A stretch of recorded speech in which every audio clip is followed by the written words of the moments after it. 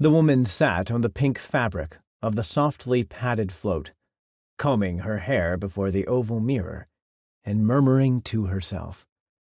Those murmurings were all repetitions of the compliments paid her by her latest lover, who had just left her.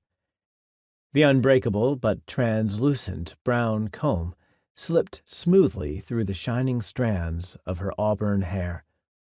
It was not in need of combing, but she enjoyed this little private ritual of her own, after the men who kept her in such surroundings as this had gone. Her shoulders were bare and delicate, with smoothly pale flesh, and the equally pale column of her neck was hidden from behind by the strands, which fell clear to the float.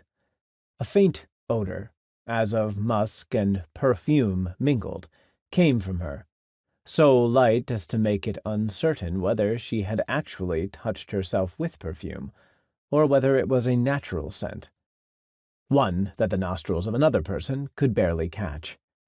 The boy stood behind her and watched, his reflection hidden from the mirror by her own image in the shimmering electronic surface. He was listening to the words she repeated, waiting for a particular phrase to come from her lips.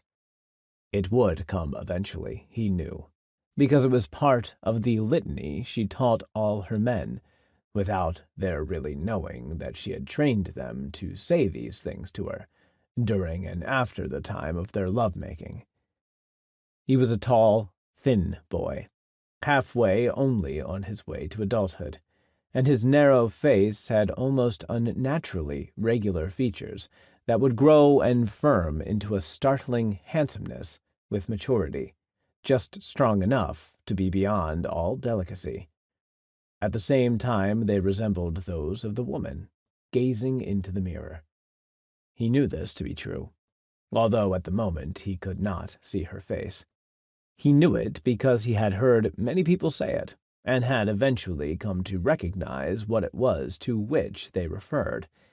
It did not matter to him now, except in his rare encounters with other boys his own age, who, glancing at him, assumed he could be easily dominated, and found out differently.